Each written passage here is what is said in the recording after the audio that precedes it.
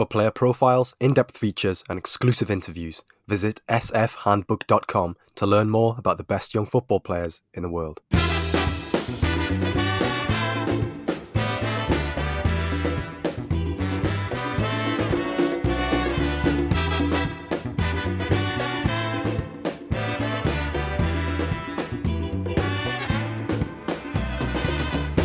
Hello and welcome back to the Scouted Football Podcast. This week we're tackling another club-specific episode that many of you, I'm sure, will be familiar with by now. As ever, I'm joined by somebody well-versed in this particular topic, an expert, some might say. Rich Allen, a Stade Rennais aficionado, is with me on the Scouted Pod to discuss all things young players at the French club. Rich, firstly, how are things with you? And thanks for coming on the pod. You're very welcome, Joe. Things are all good. Much better than a week ago when I was in the midst of a COVID breakdown. But no, all the better now. No, good to hear that you're on the mend and back on with podcasting duties. But just as a brief introduction, in terms of who you are, you follow Rennes, that is your team. You got a very close affiliation with them. But in terms of sort of your writing, your publishing, that sort of thing, you've worked with GFFN or Get French Football News for those who aren't familiar, and French Football Weekly. How did you get into doing that sort of thing, particularly with Rennes? Yeah, well, it sort of evolved from my following of Rennes into the world of social media, and then realised I wonder if there's anyone else talking about French football. At that point in time, it was about 2012. Sort of outlets, I suppose, were quite limited in terms of up to date sort of French football news. And I stumbled across French Football Weekly on Twitter, followed them, interacted with them for a bit, was eventually invited onto the podcast, writing for them. That then has since moved into also writing and previously podcasting for Get French Football News. And from that, then it's afforded opportunities such as Sirius XFM appearances in the US. I've done a couple of bits for local BBC radio, Liverpool Echo. So it's afforded me some opportunities as much as a hobby, I suppose, can do. No, absolutely. It sounds good, and obviously getting those opportunities is, it's nice to sort of marry it up with a shared interest or that sort of thing. I'm sure at the moment you'll be in quite high demand from Leicester City fans, given that they're facing Rennes in the knockouts of the Europa League at the moment. Yeah, it's always interesting, I think, when Rennes face a certainly an English team, and over the last few seasons with their sort of success that has resulted in sort of regular European football, Rennes have come up against English opposition. We've had Arsenal, we've had Chelsea, Spurs, and now Leicester. So I think it will be a really good test this evening. I'm looking forward to the game, and I think it will be a pretty evenly matched affair. Yeah, I agree with you there. I think it has the potential to be quite evenly matched. Obviously, Leicester not doing as well as they have done previously this season, and Rennes obviously doing what they have done over the past couple of years, and maybe punching relatively above their weight. Just in terms of a potted history of the club, 3 Coupe de France titles, but no Ligue titles, and only very recently a name in European football. 18-19 reaching the knockouts of the Europa League for the first time. The first season in the Champions League with those Chelsea games in 2020-21. There's plenty of argument to say that you're following the club at one of its purple patches. Oh, without a doubt. This is finally the sort of curse of always the bridesmaid, never the bride, which has always been something that has been a label closely attached to Rennes. They've actually finally started to generate some sort of end result from all of that. The Coupe de France victory in 2019 was obviously the sort of crowning achievement of that, after two fairly recent failures to Guingamp of all teams in two finals. They lost in a Coupe de la Ligue final against Saint-Etienne in 2013 as well. So um, it's some will say punching above their weight. Some will say, this has been a long time coming. Mm. So it's good to see them becoming a more regular fixture in terms of sort of top tier league and teams. Yeah, and just sort of looking through in terms of like a potted history of the club, I was looking through the previous league finishes, and it's something like 16 top half finishes in Liga over the past 20 years, but third obviously being the highest in 2020. That's, I mean, it is very much always the bridesmaid, never the bride, isn't it? The always sort of achieving quite relatively consistently, but not maybe sort of going that extra step. What is it that's maybe prevented Rennes from repeatedly qualifying for the Champions League, despite being for all intents and purposes, a top half club? I personally attach a lot to the fact that in the perhaps upper tiers of the management of the club, it's perhaps not been as in sync with the rest of the setup. And I think really you saw a lot of change come in when Olivier Leton came in with his history with PSG most famously. Um, I think brought a level of dare I say professionalism from the very top. We've always had very passionate owners since the Pinot family came in uh, the early 1990s. But I think with Olivier Leton coming in as president, that then brought about a real professionalism, someone that's really been there, done that at the very, very top. And I think his appointment had a sort of trickle down effect then. It was no coincidence that his appointment was timed with improved results, was timed with increased spending at the club.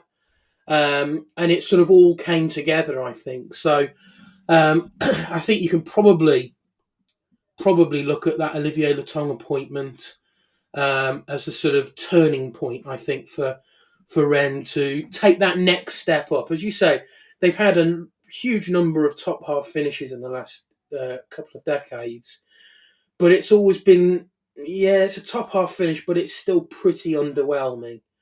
And I think the last sort of 4, 5, 6 years, we've now started to see a slight uptick, and I do think they've taken that next step, which is why we're now seeing them on the European stage more frequently. Yeah, and just on this season, Rennes currently sitting fourth in Liga. There's 11 games to play, so really at the business end of the season, and you're really knocking on that door of those Champions League qualification spots, and sort of looking at the statistics behind it as well. It's looking like a very successful season.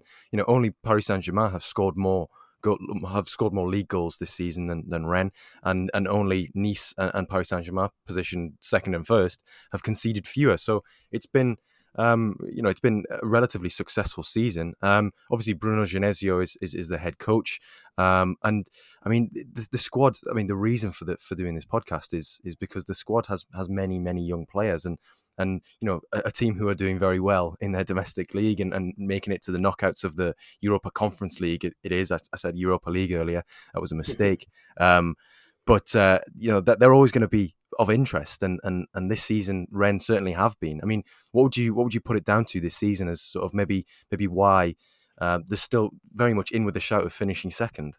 Well, I think this season, as opposed to perhaps previous seasons, I think what we have seen, and again, I'll sort of tie it into an appointment at the club. You can look at Florian Maurice coming in as technical director or sporting director, as we probably more know them as. He has a pretty proven track record in terms of recruitment. You look at his time at Lyon and the players that he brought in there.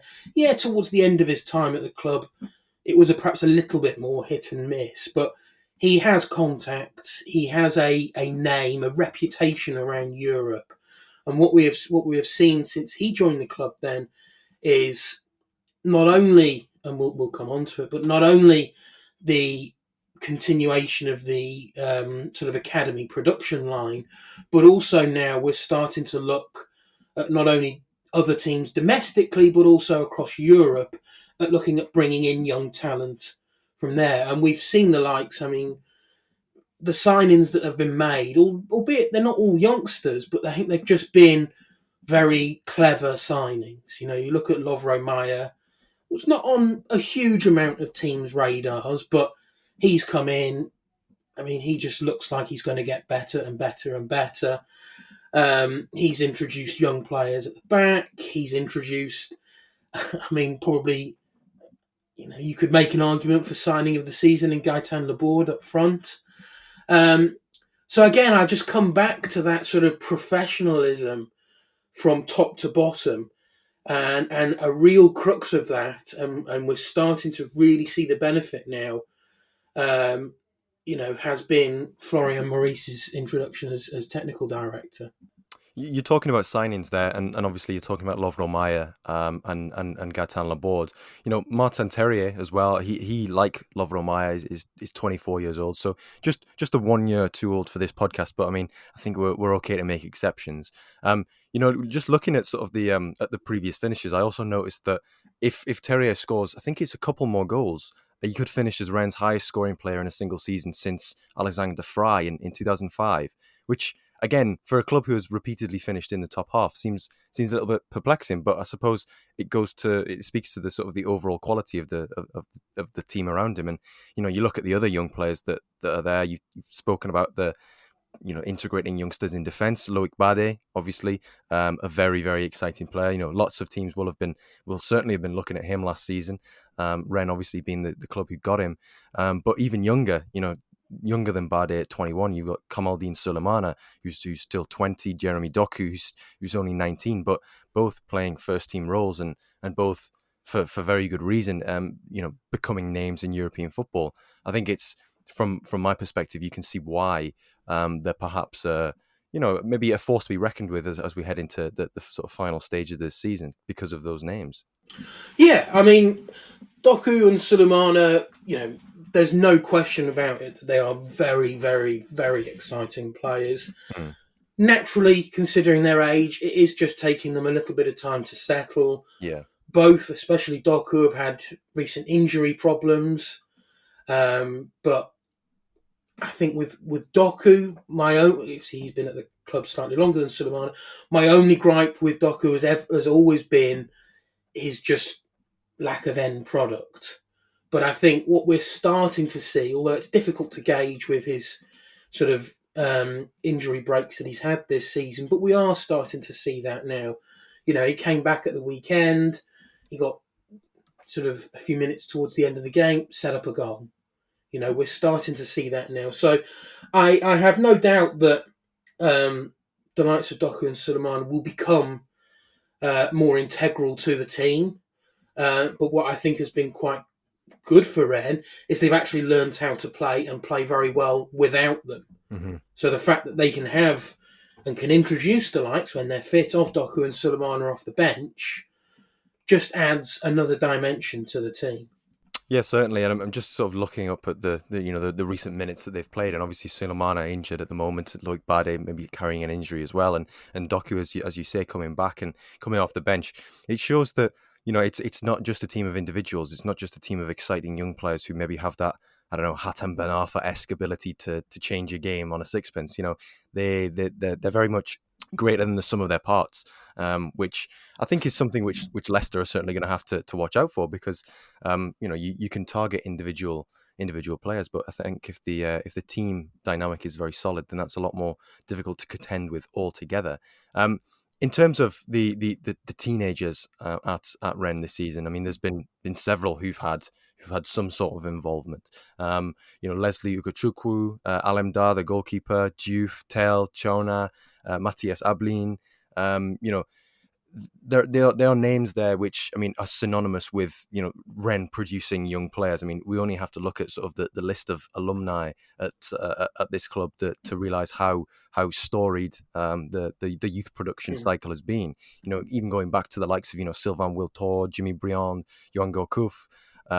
You know, even more recently, obviously, the Eduardo Camavinga, Jorginho Rutter, those types of players.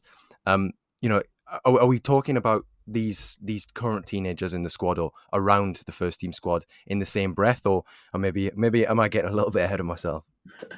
Well, I think it's always going to be difficult when you mention Camavinga in the same breath. When you Yeah. look at the sort of two really stellar names to come out of that academy in the last few years, you've got Camavinga and Ousmane Dembélé. It's always going to be difficult for any young players following them to sort of carry that, I suppose, almost level of expectation.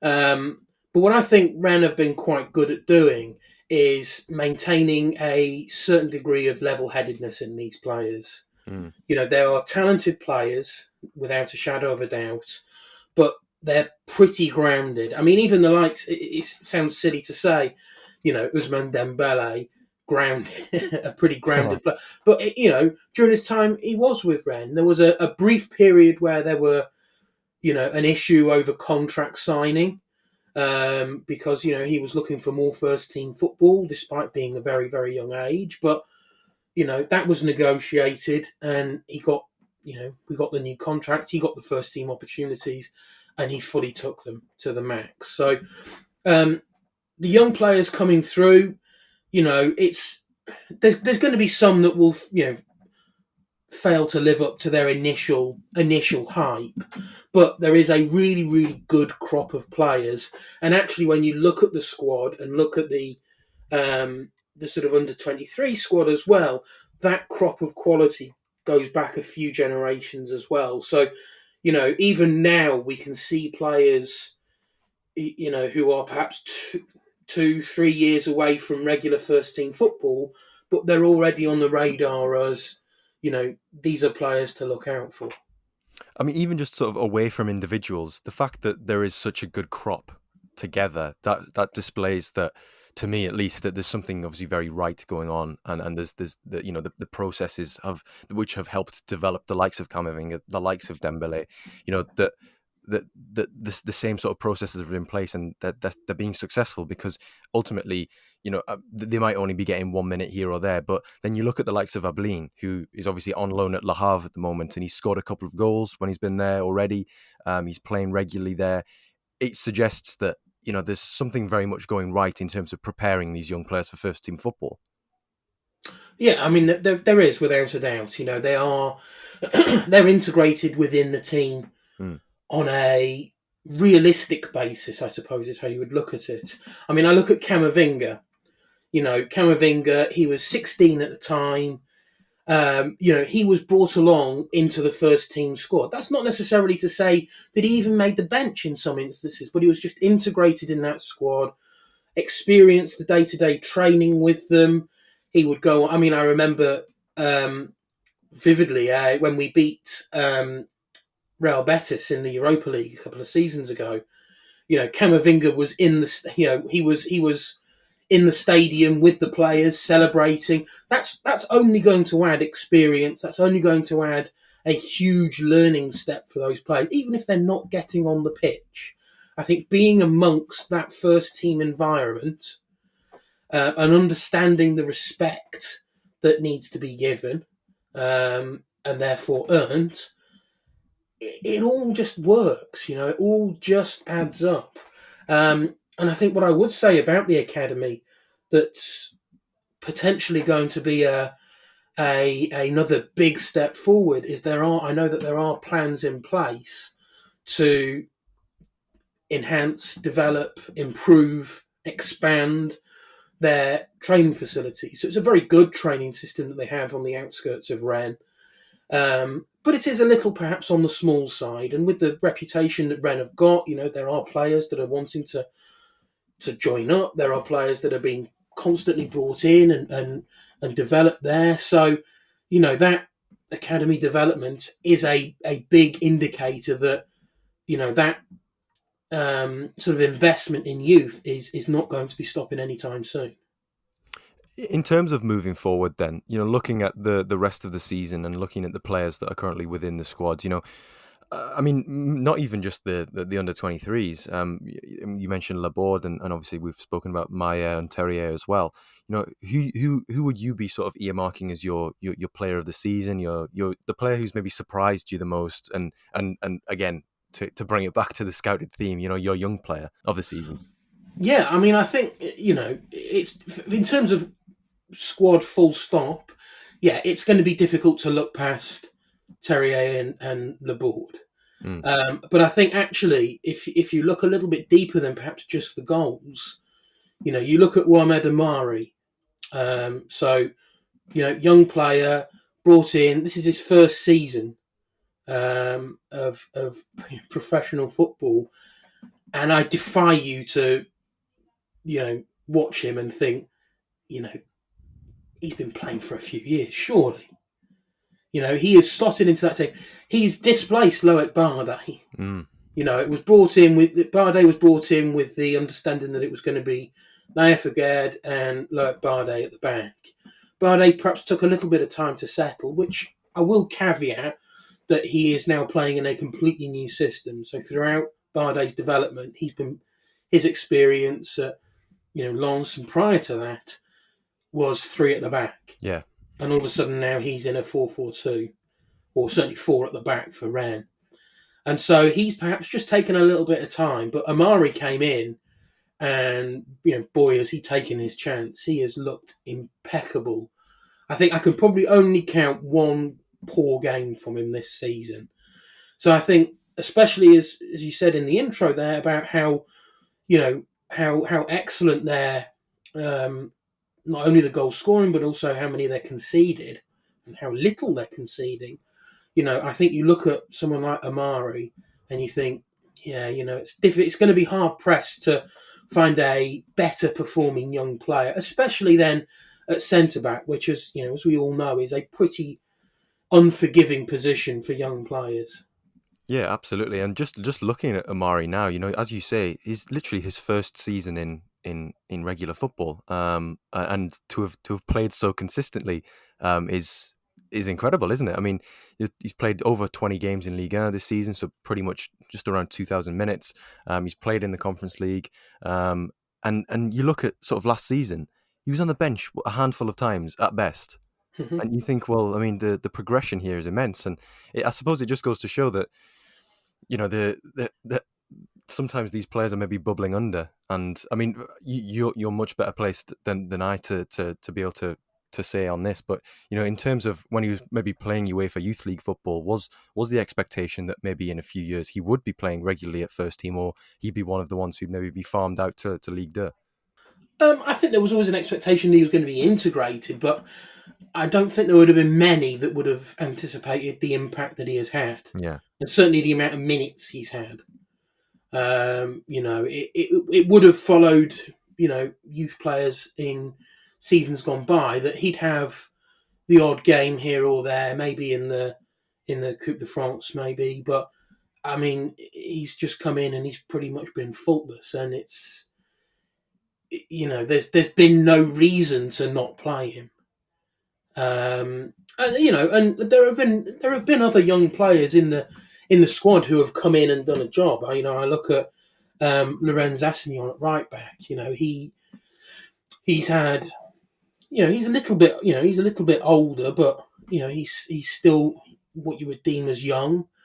But he came in at right back when Hamari Traore was out at the African Cup of Nations, and you know what? We were all a little bit concerned because we were losing Aguerd, we were losing Hamari Traore, and we were losing Alfred Gomez, three, huge players in our defence. And really, you look at the players that came in. You had Alemdar, you had Assignon, you had Bardet, and by and large, you'd struggle to say that we massively were impacted by their losses. So the young players come in, and it seems that they're just determined. They're coming in with the frame of mind of, look, I appreciate I'm not going to get regular opportunities, so I need to come in and just show my worth. Am I a dependable player? Am I a player that you can rely upon? And I think the vast majority of these young players for Rennes have come in and demonstrated that.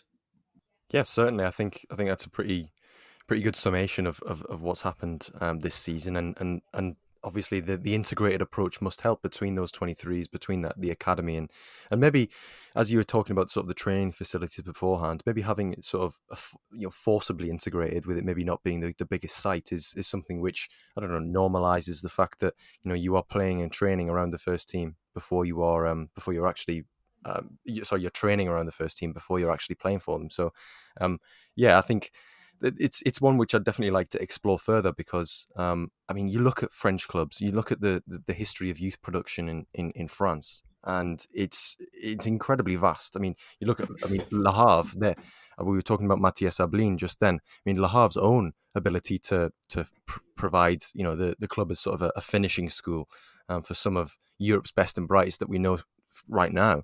And I mean, Paris Saint Germain's academy, obviously, there's they haven't exactly shut the plug hole on that one because everyone seems to leave before they get the opportunity to play for the first team for obvious reasons. And so many other clubs as well. We go back to even the likes of the Leonardo Jardim Monaco team that won Ligue Mhm. a couple of years ago, and the young players that were pivotal and instrumental in that. I mean, what is it about Rennes? I mean, that makes it's a club which young players want to play for, as far as I can gather. Is that purely down to reputation? Is that down to coaching? Is that down to maybe presentations that are made to the players before they arrive there? Reputation is a huge part of it. Rennes have very close ties with the local youth teams across the Brittany region. But they also have close ties with the academy at Clairefontaine. Um, and as I said before, with the arrival of Maurice, they're now developing closer ties with teams overseas as well. But it's just they've been able to be very consistent with the development of players, and obviously reputation helps a huge part with that. To continue churning these players out so that young players can see, what, if I join if I'm signing up for Rennes at 14, well, I could be 18 and playing in the Champions League knockout for Real Madrid in 4 years' time. There's these poster boys, I suppose, Yeah. that Rennes can use to almost sell the academy to prospective new players. And they look at always, obviously when signing players at such a young age, they look at incorporating um, the family as well. They integrate in terms of discussions with the family, what can be done in terms of what's best for the best for the player, both in terms of footballing but also education as well. So there's a real um, community feel, I think, with the academy, which really does help. And as long as they're continuing to churn out high quality players, they will continue to be a club that young people want to go to. In terms of the catchment area, obviously Rennes, obviously a northern French club. I mean, what is the catchment area like for those young players at the academy? I mean, are lots of them coming from Paris? Are lots of them coming from? I mean, what is the sort of the uptake of players from abroad? Because that's something which we see a lot in English academies. But is that less commonplace at Rennes, at a club like Rennes? I mean, the majority of academy players are, they are French based. Hmm. And obviously, being the sort of dominant club in Brittany, which is a pretty large region, and being in the northwest as well, there are parts of it that can actually feel quite remote. So, it's almost Rennes is the sort of only real major club on offer for them, but they're also geographically they're positioned very well to tap into the Paris region. Hmm. We could spend an hour talking about listing the players that have come from the Paris region, but it's not even just Paris. You look at Ousmane Dembélé; he was tapped up from a regional club. I think actually they're classed as a Normandy-based club. So they've got sort of fingers in pies everywhere, and I think the results that the academy have proven allows them to afford those luxuries, I suppose.